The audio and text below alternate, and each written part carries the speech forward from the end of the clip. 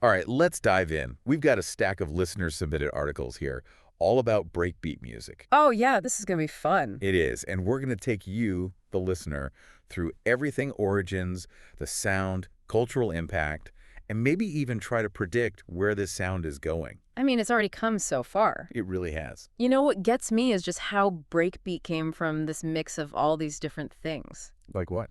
It's like DJs just grabbed pieces from different genres, blended them together, and boom, something totally new was born. Kind of like a musical mad scientist situation. Exactly. A happy accident. It does seem like it proves how powerful sampling can be. Oh, for sure. But let's rewind for a sec, take it back to the beginning. Right, back in time. Late 80s, early 90s, what was going on in music back then? So you've got the energy of early hip-hop, that infectious groove from funk, and of course, early electronic music was starting to bubble up. All this experimentation ripe for the picking? And DJs like Grandmaster Flash and Afrika Bambaataa, they were isolating these short percussive parts from funk and soul records, what they called the breaks, and looping them. So they weren't just playing records, they were creating something new right there on the turntables. Absolutely. It was a total game changer, and it basically created this whole new genre obsessed with rhythm and sampling.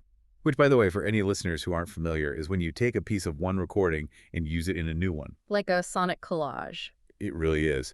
But let's get into the nitty-gritty. What actually makes a breakbeat track stand out when you hear it? Well, it's those syncopated drum patterns, you know, offbeat accents, rhythms that don't quite line up, like the snares hitting between the beats on purpose. Yeah, it makes you move in a different way. It's got that off-kilter feel. Exactly. And it's all about drum machines, samplers, turntables. That was, and still is, the breakbeat toolkit. You mentioned how breakbeat rhythms make you move differently. Yeah. It's definitely music tied to dancing, but a lot of dance music back then was fast, wasn't it? It was. So what made breakbeat different on the dance floor? Well, the tempo usually sits between 120 and 140 beats per minute, so it's definitely got that urgent, exciting feel. Okay. But it's not just about speed, it's how the syncopation and the tempo work together to create a distinctive energy. Ah, I see. It's more complex. Yeah, think about how jungle and drum and bass came from breakbeat. Oh, yeah. It's fast, but also intricate, complex rhythms. A lot going on in those genres. Right. And speaking of those genres, that's where things get really interesting, the evolution of breakbeat. It didn't just stay the same. No way. As rave culture and electronic music blew up in the 90s, breakbeat transformed. It's like it was feeding off that energy. Absolutely. We saw breakbeat hardcore emerge, then jungle with its crazy fast, chaotic rhythms, and then came drum and bass, all deep bass lines and atmosphere. Wow. And to think it all came from those early breakbeat experiments. It's amazing. And breakbeat didn't just stay underground either. Right. I mean, the Prodigy's Firestarter, that track brought breakbeat right into the mainstream. Oh, huge track. It totally changed what a hit song could sound like. Absolutely. And let's not forget Renegade Snares by Omni Trio, a true drum and bass anthem. Classic. But the influence goes even deeper. Think about Big Beat, like Fatboy Slim, the Chemical Brothers. Oh, yeah. They brought breakbeat elements into their sound. Showing just how far-reaching it was. Totally. And even UK Garage, which led to dubstep, was influenced by breakbeat. So many branches on the breakbeat family tree. It's more than just a sound, it's a whole musical legacy. It really is. But it's not just about the music itself.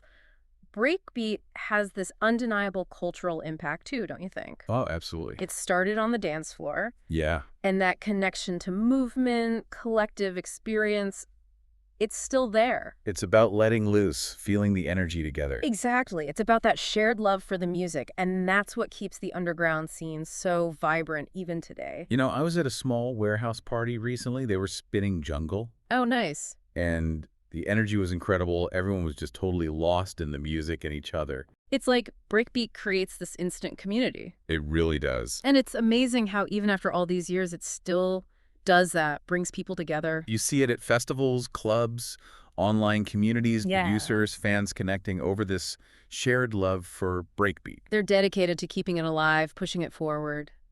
So looking ahead, what do you see for the future of breakbeat? Tough question. Will it keep reinventing itself? I think breakbeat is all about pushing boundaries, trying new things. Right. We're already seeing artists mixing it with other electronic music styles, creating these hybrid genres. Yeah, those are always interesting to hear. And with music production tech always evolving, producers have even more tools to play with to shape breakbeats in new ways. So much potential. I think it's safe to say breakbeat is here to stay. It's going to keep evolving, keep surprising us. It's been an amazing journey through the world of breakbeat. It has. But now I'm wondering, knowing how this sound has shaped so much music we hear today, what new sonic landscapes will it become part of next? What uncharted territory will breakbeat explore? Keep those ears open, listeners, because the future of breakbeat might be closer than you think. It might be right around the corner. Who knows what awesome sounds are coming next? I'm excited to find out. Me too. And thanks for joining us on this breakbeat deep dive. Thanks for having me. See you next time. Bye.